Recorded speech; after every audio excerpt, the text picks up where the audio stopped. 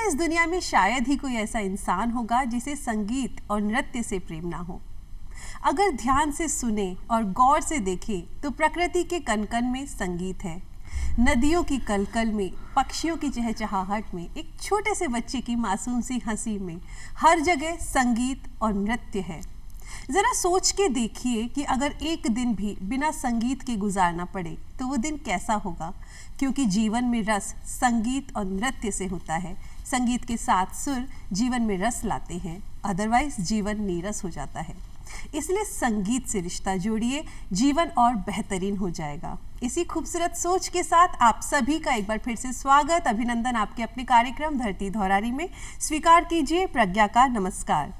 और दोस्तों, आज संगीत की और नृत्य की बात इसलिए हम कर रहे हैं क्योंकि आज स्टूडियो में हमारे साथ जो मेहमान हैं वो बेहद खूबसूरत है, डांसर हैं, वो एक बहुत अच्छे संगीतकार हैं और रंगों से भी उनका गहरा नाता है। उड़ीसा से वो हैं और जगन्नाथ भगवान की जगन्नाथपुरी से वो हैं और बहुत ही खूबसूरती से वो नृत्य करते हैं, बेहद अच्छे संगीतकार हैं। तो आइए मिलकर स्वागत करते हैं गोकुल श्रीदास जी का। नमस्कार सर, आपका बहुत बहुत स्वागत है धरती धौरारी में। और आज आप इस मंच पे आए हैं तो यकीनन बहुत सी बातें आपसे करेंगे। जी। लेकिन कहते हैं कि सुबह का जो वक्त होता है वो ईश्वर आराधना के लिए बहुत अच्छा होता है। और आप तो भगवान जगन्नाथ जी के धाम से पधारे हैं। तो एक खूबसूरत से भजन से आज के कार्यक्रम की हम शुरुआत करना चाहेंगे। जी, तो फिर मैं जो भजन गा रहा हूँ जो कृष्ण भगवान के ऊपर ही आधारित है। जागो मोहन प्यारे, सावरी सूरत मोरी मन भावे, सुंदर श्याम हमारे, जागो मोहन प्यारे। बेहद खूबसूरत और बहुत अच्छे आप संगीतकार हैं, ये तो हमें पता चल ही गया है। और बहुत सी बातें आज आपसे करेंगे, नृत्य की बारीकियों को जानेंगे। लेकिन गोकुल जी कहते हैं कि एक वक्त होता है जो सभी के जीवन में बहुत अहमियत रखता है, वो होता है हमारा बचपन, जो हम भूले नहीं भूलते हैं। और कहते हैं कि वह चंचल सा बचपन होता है, मासूम सा बचपन होता है। तो अगर आपके हम बचपन की बात करें तो आपका बचपन कहाँ बीता है और कैसे थे आप बचपन में? मेरा पूरा बचपन में भुवनेश्वर में ही बीता है जी। तो वहाँ से ही पढ़ाई, सारे कुछ स्कूलिंग, कॉलेज वहीं से ही।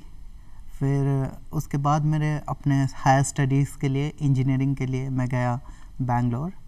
तो वहाँ से फिर अभी मैं फ़िलहाल भुवनेश्वर पे ही सेटल्ड हूँ। जी। तो अभी की बात हम करेंगे। और जैसा कि आपने बताया कि भुवनेश्वर से हैं आप, भगवान जगन्नाथ जो पूरे जगत के नाथ कहे जाते हैं और उन्हीं के आशीर्वाद से ये पृथ्वी चलायमान है। तो वहाँ जो मंदिर है, जगन्नाथपुरी का जो मंदिर है, उस मंदिर की विशेषता हम जानना चाहेंगे। क्या इतिहास रहा है, क्योंकि आप वहाँ से पधारे हैं आज? जगन्नाथ मंदिर जो है, जो 4 धामों से एक धाम माना जाता है जी। तो वहाँ पे बहुत अनोखी चीज़ें हर दिन होते रहते हैं। जैसे कि पहले तो जगन्नाथ जी खुद ही वहाँ पे विराजमान ही हैं और वहाँ के जो रसोई है तो हर दिन वहाँ पे 56 भोग बनता है वहाँ पे। तो नॉर्मली हम देखते हैं अगर चूल्हा है तो कहीं आग लगाया जाता है तो पहले जो मटका नीचे होता है वहाँ पे जो भोग पहले ही प्रस्तुत हो जाता है, लेकिन वहाँ पे एक पात्र के ऊपर ऐसे 10 पात्र रखे जाते हैं। अच्छा। और ये है कि पहले जो ऊपर का पात्र होता है वहाँ का प्रसाद पहले बनता है। अच्छा। जी। तो वैसा होके वो नीचे तक आता है। अच्छा, तो वहाँ का वो बोलते हैं माँ दक्षिण काली वहाँ का रखवाली करते हैं। अच्छा। और माँ अन्नपूर्णा और लक्ष्मी जी वहाँ का ये सारे कुछ संभालती हैं। जी। अच्छा, आपने काफी लंबा वक्त वहाँ गुजारा है, तो कुछ ऐसी यादें हैं, क्योंकि समुद्र के तट पे बना हुआ वो मंदिर है, बहुत खूबसूरत है और विश्व विख्यात मंदिर है। तो कुछ ऐसी यादें हैं वहाँ से जुड़ी हुई?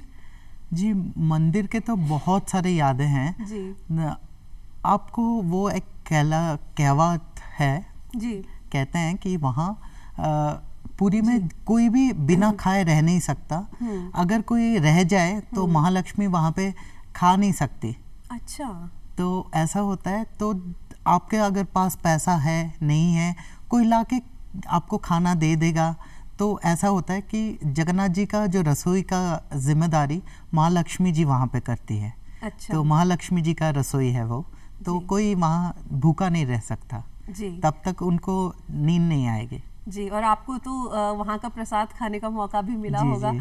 अच्छा, कुछ ऐसा है कि हम लोग जैसे छोटे थे तो बार बार में जाके प्रसाद लेते थे कि हमें और चाहिए और चाहिए। आपके जी, साथ जी। कभी ऐसा हुआ कि एक बार मिल गया लेकिन फिर घर वालों से छुप के वापस जाना है कि हमें तो वापस जाना है और लेना है और प्रसाद? नहीं, ऐसा हुआ है कभी। तो हम लोग गए हैं मंदिर में, वहाँ एक जगह है हमारा जान पहचान के, जी। तो वहाँ पे बैठे हैं हम लोग। तो अपने आप ही प्रसाद, हमने कुछ ऑर्डर नहीं किया, कुछ नहीं किया। वो एक छोटा सा, इतना छोटा सा बच्चा आया। जी। फिर केले के पत्ता, नींबू, नमक, ये सारे कुछ लाके, प्रसाद लाके, एकदम गरम प्रसाद था। नॉर्मली अच्छा। वहाँ पे गरम इतना प्रसाद नहीं मिलता। वो 3-4 बजे मतलब प्रसाद आता ही है। तो वैसे हमें मिला है। तो बाद में हमें पैसे देने के लिए पूछे वो दुकान में, तो बोले कि हमारा इतना छोटा बच्चा कोई कभी था ही नहीं। तो अभी मेरे रोंगटे खड़े हो रहे हैं। तो ये ईश्वर का चमत्कार ही तो जी, है। जी, और बिल्कुल। जगन्नाथपुरी का जो मंदिर है उसको मिस्टीरियस टेम्पल भी शायद जी, इसीलिए जी। कहते हैं कि रोज कुछ ना कुछ नए चमत्कार जी, होते जी। हैं। वहाँ का ऐसा है कि उस मंदिर का कभी शैडो नहीं गिरता। हाँ जी। एंड और जब भी जिस दिशा में हवा बहती है उसके उल्टे दिशा में उनका जो फ्लैग छत पे जो वो लगा है। उसके उल्टा दिशा में वो झंडा लहराता है। वाह, बहुत बढ़िया, बहुत बढ़िया। और उड़ीसा से आप हैं, वहाँ की भाषा बहुत खूबसूरत है। जी, जी। उड़िया भाषा वहाँ उड़िया। चलती है। जी। तो कुछ याद है वहाँ का कोई गीत, कोई भजन, कोई फोक सॉन्ग? जी, वहाँ का एक अभी बहुत फेमस गाना चल रहा जी, है। जी। संबलपुरी गाना होता है। वो अच्छा। फोक आर्ट फॉर्म होता है उनका। तो एक जगह है संबलपुर, जिसका अधिष्ठात्री देवी है समलेश्वरी। अच्छा। तो वहाँ का जो कल्चर है वो पूरा समलेश्वरी को ही मान के ही चलता है। तो उनका दैनिक जीवन में सुबह से लेके शाम तक फसल काटना, ये सारे को लेके समलेश्वरी देवी को ही समर्पित होता है। जी, जी। तो वहाँ का एक बहुत फेमस गाना है, तो वो मैं गा रहा हूँ। जी, बिल्कुल। तो रंगबती रे रंगबती, रंगबती रे रंगबती, रंगबती रंगबती कनकलता, हसी पदे कहल कथा। वाह। रंगबती रंगबती कनकलता, हसी पदे कहल कथा। गोलाजे लाजे, गोलाजे लाजे, गोलाजे लाजे, गोलाजे लाजे, लाजे लाजे नै जाउथी मथा गो, नाइ कर कथा। ए लाजे लाजे नै जाउची मथा गो, नाइ कर कथा। बहुत बढ़िया। और ये हमारे देश की विशेषता ही तो है कि अनेकता में एकता के जी, सूत्र जी। में बांधती है। देखिए, उड़िया भाषा में आपने गाना गाया लेकिन मुझे समझ में आ गया है। जी, बहुत जी। खूबसूरती से आपने गाया है। अच्छा गोकुल जी, अगर जी। हम बात करें कि कब से आपने गाना शुरू किया, वो क्या उम्र रही होगी जब आपने गाना शुरू किया? क्योंकि शब्दों पर पकड़ है आपकी, सुरों जी। पर पकड़ है आपकी। मैं मेरे क्लास फर्स्ट स्टैंडर्ड पे था। अच्छा। तभी मैंने गाना सीखना चालू किया। उससे जी। पहले तभी मैं तबला भी सीख रहा था। अच्छा। तो लेकिन मैं तबला 3rd ईयर तक कंप्लीट करके उसके बाद मैं गाना लेकिन कंटिन्यू किया था। अच्छा। बिकॉज घर पे उस टाइम पे डांस के लिए एज अ मेल चाइल्ड तो उतना प्रेफरेंस नहीं मिलता था, लेकिन मेरा इंटरेस्ट वही था। क्योंकि मेरे घर पे मेरे गुरुजी का ही क्लास हुआ करता था। मेरे मौसी वो भी उसके सेक्रेटरी थे। तो वहीं से मैंने देखा है आज के जो पद्मश्री अवॉर्डीज़ हैं, जो दिग्गज का नृत्यांगनाएँ हैं उड़ीसी के, तो मैंने वहाँ पे देखा है मेरे गुरुजी को, उनके गुरुजी को देखा है। तो और उनमें से अभी जो 2 शिष्याएं भी हैं, वो दोनों भी मेरे गुरु हैं। अच्छा। तो उनसे भी मैं कभी कभी सीखता हूँ। 2 साल 3 साल ऐसे सीखा है मैंने। जी, बहुत बढ़िया। आपने बताया कि आपने इंजीनियरिंग की थी। जी जी। तो इंजीनियरिंग के बाद जनरल लोगों की सोच होती है कि आईटी कंपनी में जॉब करेंगे, जी, अच्छा जी। पैकेज मिल गया तो हम विदेश में जाकर भी जी, नौकरी जी। करेंगे। आपकी लाइफ में ऐसा कौन सा टर्निंग पॉइंट आया कि आपने इंजीनियरिंग को छोड़ा और वहाँ नौकरी करने की बजाय आपने नृत्य को अपना गुरु मान लिया, अपनी जिंदगी मान लिया, जीवन जी, मान जी। लिया? क्या रहा वो टर्निंग पॉइंट? अभी वो तो था पहले से कि वो कीड़ा अंदर नृत्य का, अच्छा। बचपन से जी। ही। लेकिन मैं जब भी सीख रहा था बचपन में, उसके बाद 12 साल गैप मेरा आया। अच्छा, पढ़ाई 12 के साल? चलते 12 साल पढ़ाई के चक्कर में। फिर जब भी मैं इंजीनियरिंग पढ़ाई कर रहा था, वहाँ पे था अपने अपने स्टेट का कल्चर दिखा हुए। अच्छा। तो मैं बैंगलोर में पढ़ाई किया। तो वहाँ से मैं फिर आया, 1 महीना ट्रेनिंग लिया। फिर से मेरे जो अभी गुरुजी हैं, तो उनसे ट्रेनिंग लिया मैंने। तो 1 महीना फिर वहाँ जाके परफॉर्म किया। और जब भी वो परफॉर्म किया, एक आर्टिस्ट के लिए, एक कलाकार के लिए ऑडियंस सब कुछ होता है। बिल्कुल बिल्कुल। वो शब्दों में बयान किया जा नहीं सकता। बिल्कुल। तो वो जब हुआ, फिर से मैं वो चीज़ कंटिन्यू किया कि हाँ, मैं डांस पे ही जाना चाहता हूँ, दिस इज़ माय डेस्टिनी। और बचपन में वैसे भी मुझे भगवान को समर्पित मेरे घर वाले किए थे कि हाँ, जगन्नाथ मंदिर पे ही उनका 22 सीढ़ियाँ हैं, वहाँ पे ही मैं पहली बार चला हूँ। वाह। तो उन्होंने वही किया था कि ये आपके सेवा में लगे, ये हमारी इच्छा है कि ये आपके ही सेवा में लगे बचपन में। तो जगन्नाथ भगवान का आपने जिक्र किया जी, है जी। कि वहीं पर आपने नृत्य और संगीत की शुरुआत की जी, थी। जी। तो भगवान जगन्नाथ को समर्पित अगर कोई भजन आप सुनाना चाहें, क्योंकि 4 धामों में से एक जी, जी, धाम जी। है और बहुत मान्यता है भगवान जगन्नाथ जी के मंदिर की, तो उन्हीं को समर्पित अगर कोई भजन आप यहाँ सुनाना चाहें।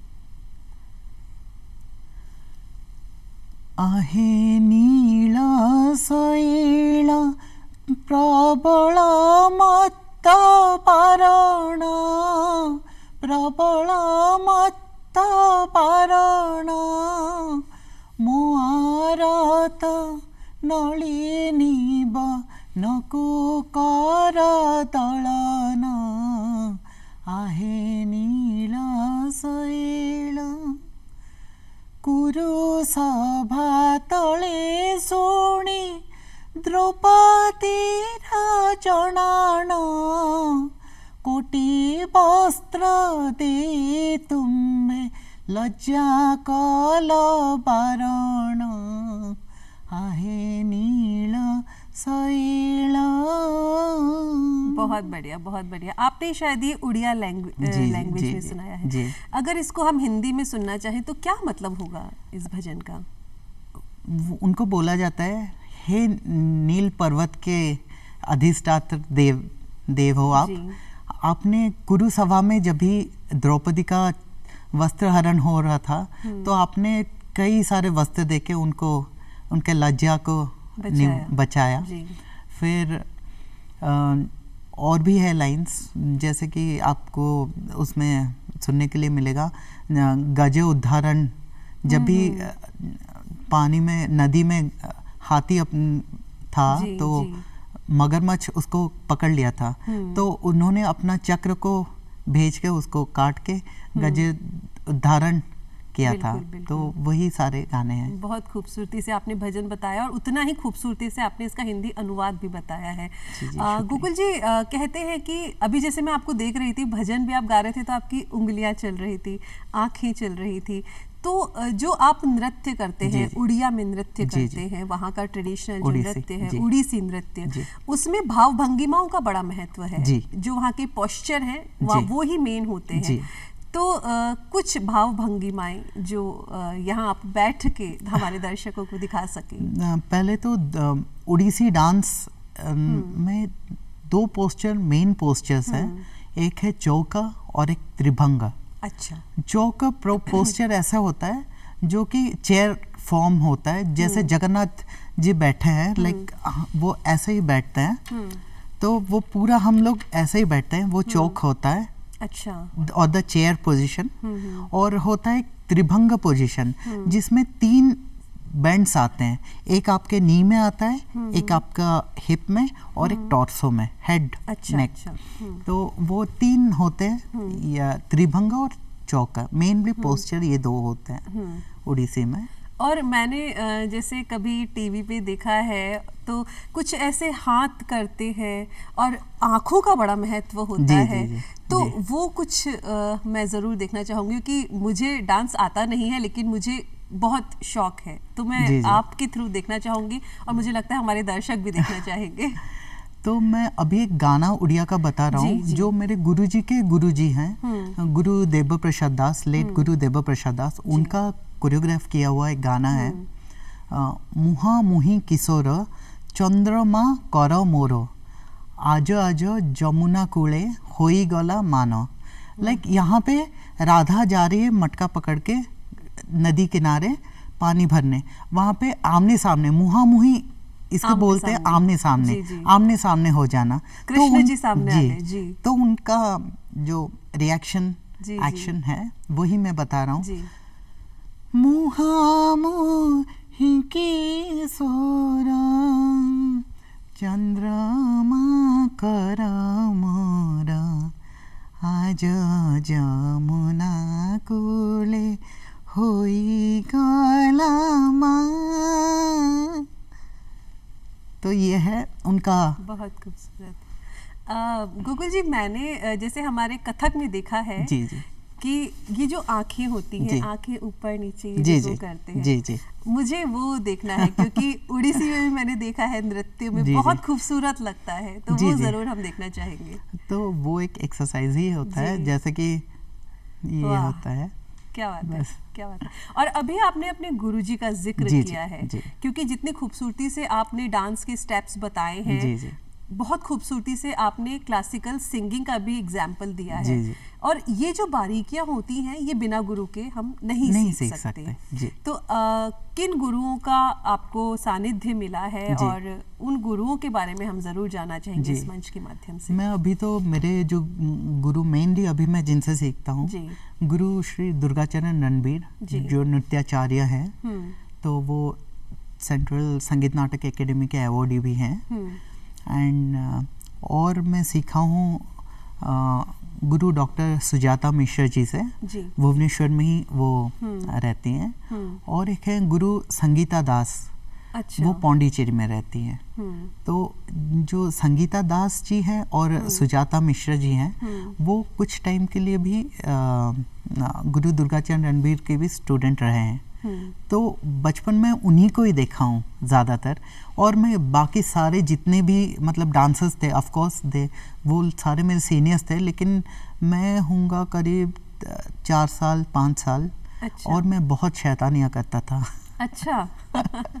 तो वो लोग क्या करते थे, हमारा एक रूम होता था, तो दूसरे रूम में वो लोग प्रैक्टिस करते थे। यहाँ पे ग्रिल्स बने हुए रहे, खिड़की है, विंडो था, तो वहाँ जो भी पास में आए तो मैं यहाँ से उनको खींचता था। अच्छा। तो और कोई लेस ऐसे जूता का पहन रहा है तो फिर मैं उसके पीठ में मुक्का मारता था। अच्छा। ये सब करता था बचपन में।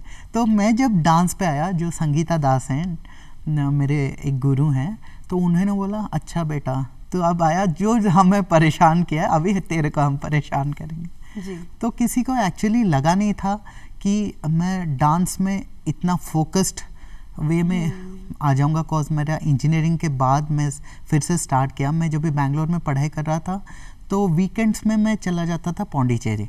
अच्छा। तो वहाँ से मेरा वो इंटरेस्ट फिर से चालू हुआ। जी। और शायद इसीलिए कहते हैं कि जो गुरु होता है हमारे जीवन में बहुत मायने रखता है। जब हम गलती करते हैं तो हमें संभालते हैं और उन गलतियों को सुधारते हैं। और इसीलिए गुरु के लिए कहते हैं कि गुरु गोविंद दो खड़े काके लागू पाए, बलिहारी गुरु आपने गोविंद दियो मिलाए। हमें गोविंद से मिलाने में भी गुरु ही सहायता करते हैं। सर आपने बताया था कि जो भाव भंगिमाएं होती हैं, मुद्राएं होती हैं, वो बहुत अहमियत रखती हैं किसी भी नृत्य में। जी। घुंघरुओं का भी बहुत महत्व होता है। घुंघरुओं की जब ताल बजती है उसके ऊपर आपके पैर चलते हैं, उन्हीं पे आपकी भंगिमाएं चलती हैं, हाथ की मुद्राएं चलती हैं। तो यहाँ पर मैं ये जानना चाहूंगी कि पहले तो नृत्य की कितनी विधाएं होती हैं? आपने बताया था बहुत सी विधाएं होती हैं, तो जो मुख्य विधाएं होती हैं वो बताइए, और घुंघरुओं का कितना महत्व होता है नृत्य में?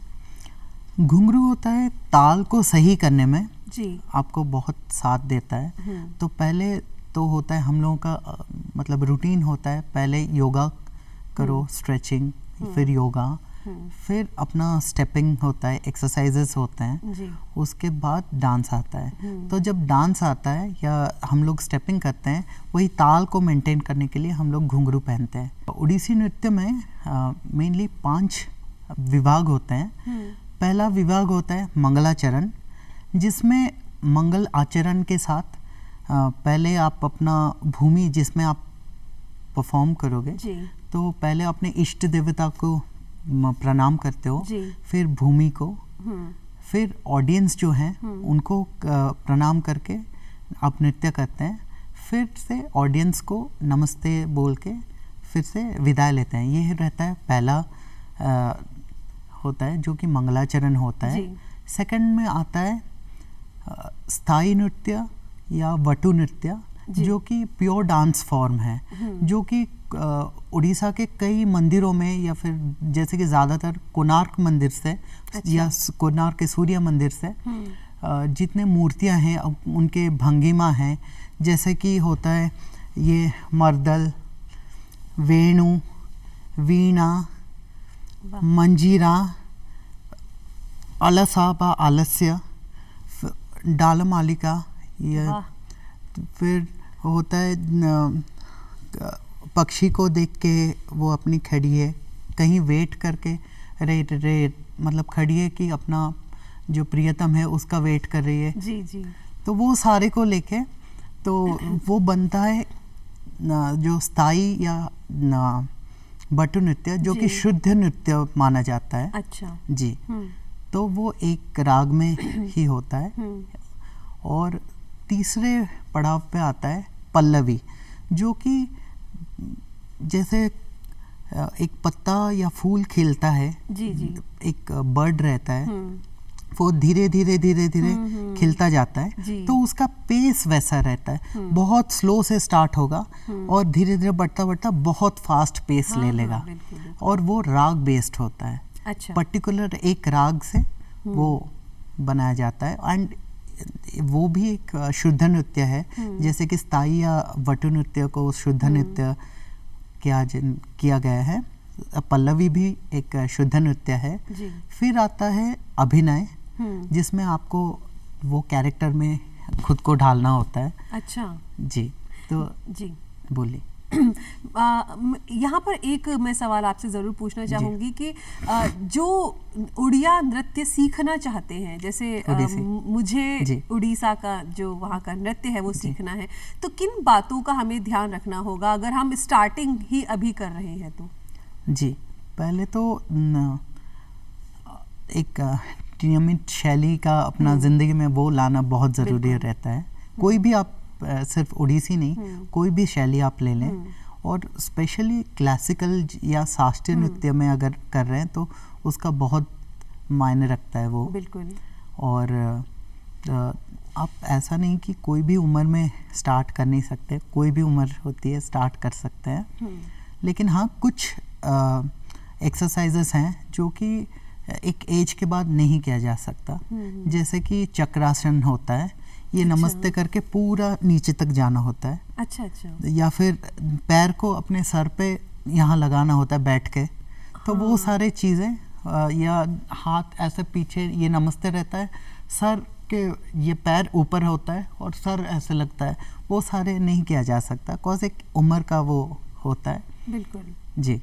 आप एक बेहतरीन गायक हैं, बहुत अच्छा आप डांस करते हैं, साथ में आप पेंटर भी बहुत अच्छे हैं जी। तो गोकुल जी, यहाँ मैं ये जानना चाहूँगी कि रंगों से रिश्ता कब जुड़ा? क्योंकि डांस अलग विधा है, जी। हम संगीत का हम सोच सकते हैं कि एक डांसर एक अच्छा गायक भी हो सकता है, लेकिन जी। पेंटिंग बिल्कुल अलग विधा है।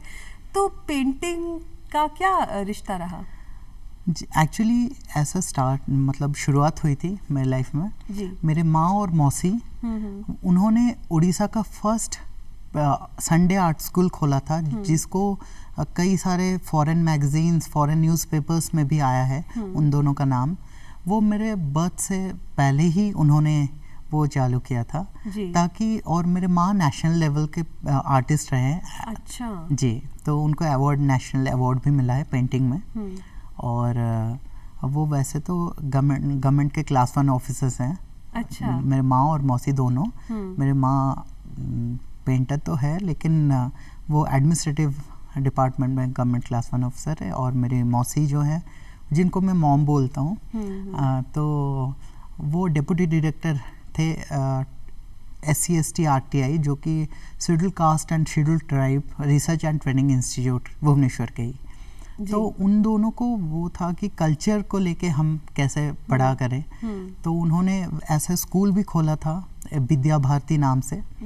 तो जिसमें डांस, पेंटिंग, म्यूज़िक, गिटार या फिर और कोई इंस्ट्रूमेंट, फिर क्ले मॉडलिंग और साइंटिफिक वे में कैसे पढ़ाया जा सकता है। मतलब बच्चों को मतलब एक तरीका होता है, वैसा ना पढ़ा के खेल में हाँ जी, कैसे खेल में पढ़ना सिखा दें। वो है गार्डनिंग था, वो सारी चीज़ें, ताकि बच्चों में वो एक डेवलपमेंट वो ला पाए। तो वो चीज़ था। तो वहाँ से मेरा वो चीज़ आया कि हमें पेंटिंग, और हम लोगों का वहाँ पे कल्चर है कि लक्ष्मी जी का जब भी पूजा होता है, एक महीना होता है, मार्गशीर बोलते हैं महीना, हिंदी महीना मार्गशीर। तो उसमें रंगोली डालते हैं, लेकिन वो चावल का पिसा हुआ मतलब आटा चावल का आटा रहता है, उसमें पानी मिला के उसमें ही बनाती है। और मेरी माँ बहुत अच्छा बनाती है। अरे वाह, तो बहुत बढ़िया। तो ये संस्कार आपको आपकी माँ से मिले, और चित्रकारी का जो आपके आपका गुर है, वो भी आपको आपकी माँ से ही मिला, ये कह सकते हैं। सर, यहाँ पर एक बात मैं जानना चाहूँगी कि आपने नृत्य में और संगीत में राजस्थान और भारत और विदेश में भी बहुत जगह परफॉर्मेंसेस दी हैं और भारत का नाम रोशन किया है। तो यहाँ पर एक बात ये आती है कि कहाँ आपको सबसे ज़्यादा प्यार मिला ऑडियंस का, और कुछ ऐसे किस्से जो आपको याद हो कि हम वहाँ गए थे और वहाँ बहुत अच्छा ऑडियंस का रिस्पॉन्स रहा, वहाँ बहुत अच्छा लगा? जी, उड़ीसा में तो मिलता ही है, लेकिन उड़ीसा के बाहर में, इंडिया के अंदर अगर बोलूँ, भारत के अंदर, तो वो रहा एक तो जयपुर में, और एक रहा केरला में। तो जयपुर में मैं परफॉर्म किया था Uday Shankar dance and ballet festival 2017 में परफॉर्म किया हूँ। तो वहाँ पे बहुत अच्छा रेस्पॉन्स रहा, पूरा ऑडियंस बहुत ही अच्छा उनको लगा जी। और केरला में गुरुवायूर करके एक जगह है जी। तो वहाँ करीब 3000 ऑडियंस थे। अच्छा। तो मेरा सोलो था, तो वो जब मैंने कंप्लीट किया तो उसके बाद एक ही पीस था मेरा डुएट का। अच्छा। तो वो पूरा गीत गोविंद के ऊपर मैंने किया था। तो वो जब भी कंप्लीट किया, वो सारे मतलब इतने बुजुर्ग मतलब आदमी, इतना औरत, वो मैं कृष्ण और राधा, हम जो कैरेक्टर प्ले कर रहे थे, वो सारे आके पैरों छू रहे हैं। तो हमें तो इतना खराब लगा कि तभी हम कैरेक्टर में थे, अभी तो इंसान ही है। तो हम तो बोले कि नहीं, आप मतलब ये आपका प्यार ही है बस। बिल्कुल। तो वो एक अलग का प्यार ही होता है, अलग ही एक्सपीरियंस था। बिल्कुल। और गोकुल जी कहते हैं कि जब हमारे काम को सराहा जाता है या उसके लिए हमें अवार्ड्स दिए जाते हैं, तो हमें और बेहतरीन करने के लिए प्रेरित करते हैं। और आपको भी बहुत से अवार्ड से नवाजा गया है। जी जी। तो कुछ इस बारे में बताएं। अवार्ड्स क्या होते हैं, आपको नवाजे जब जाते हैं तो वो प्रेरणा तो देती है, लेकिन मेरे हिसाब से वहाँ अटक के रह जाना नहीं चाहिए। वो भूख हमेशा रहना चाहिए कि हाँ मैं और करूँ, ताकि आप हमेशा कुछ आगे बढ़ते रहे जी। चाहे कोई कितना भी बड़ा आर्टिस्ट हो, ये मैंने देखा है, जितने बड़े आर्टिस्ट हैं तो उनको हमेशा वो रहता है, भूख रहती है जी। कुछ एक अवार्ड्स के बारे में बताएं जो आपको दिल के बहुत करीब हो। मुझे 2014 में सीनियर नेशनल स्कॉलरशिप अवार्ड मिला फ्रॉम मिनिस्ट्री ऑफ कल्चर से, गवर्नमेंट ऑफ इंडिया से। तो वो जब मिला, मैं, मेरे गुरुजी, मेरे घर वाले सारे बहुत खुश थे। उस टाइम पे 9 जन को वो अवार्ड ही मिला था। 8 लड़कियां थी, सिर्फ मैं एक ही लड़का था। अच्छा जी। तो वो था। फिर नाट्य प्रवीण अवार्ड में केरला से मिला, तो वो एक अलग एक्सपीरियंस ही था। वहाँ जब मैं परफॉर्म किया शिव जी के ऊपर, तो उन्होंने बोला आज तक इतना एनर्जी हमने नहीं देखा। तो मेरा मेन है अभिनय विथ एनर्जी। जी, तो बहुत सी बातें आपसे करने का मन कर रहा है, लेकिन समय इजाज़त नहीं दे रहा है। तो एक तो सवाल मैं यहाँ पर जो हमारे नए जो डांस सीखना चाहते हैं, नृत्य सीखना चाहते हैं, उनके लिए क्या संदेश देना चाहेंगे? और चलते चलते कोई खूबसूरत सा भजन। मैं तो अभी जो नए सीखना चाह रहे हैं उनको मैं बोलूँगा कि आप बिल्कुल सीखिए। सिर्फ उड़ीसी की बात नहीं है, कोई भी क्लासिकल आर्ट फॉर्म हो। आप आज हम लोग भारतीय हैं, तो हमारा जो संस्कृति है, कला है, उसको आगे लेके जाइए और भी आगे लेके जाइए। हम जितना लेके आ रहे हैं उससे कई आगे लेके जाएं वो। जी। और चलते चलते, क्योंकि आप भगवान जगन्नाथ जी के धाम से हैं, तो कोई खूबसूरत सा भजन हमारे दर्शकों के लिए। और एक मैं उड़िया भजन गाना चाहूँगा जो कवि बनमाली जी ने लिखा है। वो राधा अपने सखी से पूछ रही है कि कौन है वो सजनी, कदम के पेड़ के नीचे इतना सुंदर होके बांसुरी बजा रहा है। वाह। और जिसको देख के मेरा मन कहीं मतलब और कहीं चला जा रहा है, मैं अपने आप में खोए जा रही हूँ। और जिसको इतने तरीके पता है कि कैसे छेड़खानी करे मेरे साथ, कहीं मैं जा रहा हूँ तो कैसे नटखट होके मेरे साथ तंग करे मुझे। अच्छा। लेकिन मुझे ये तंग करना उसका अच्छा लगता है। जी। किलो सजनी केली कदंब मुळे, किलो सजनी केली कदंब मुळे, दिने तो देखी नथिली, दिने तो देखी नथिली ए रूप डोळे, किलो सजनी केली कदंब मुळे। बहुत खूबसूरत। और जब आप ये पूरा चित्रण कर रहे थे तो मेरे आंखों के सामने पूरी वो फिल्म चल रही थी। और बहुत अच्छा लगा आप धरती धौरारी के इस मंच पर आए हैं, और बहुत बहुत शुक्रिया आपका। और मुझे लगता है कि हमारे दर्शकों को भी आज बहुत कुछ सीखने को मिला होगा। तो अब दर्शकों से भी इजाज़त लेना चाहेंगे, लेकिन इस चीज़ का ध्यान रखिए कि संगीत और नृत्य बहुत खूबसूरत विधाएं हैं, उनके साथ न्याय ज़रूर कीजिए। अगर आप सीखना चाहते हैं तो मन लगाकर संगीत सीखिए, नृत्य सीखिए। और धरती धौरारी के फिर ऐसे ही किसी खूबसूरत अंक में आपसे मुलाकात होगी। तब तक के लिए आज्ञा दीजिए प्रज्ञा को। नमस्कार।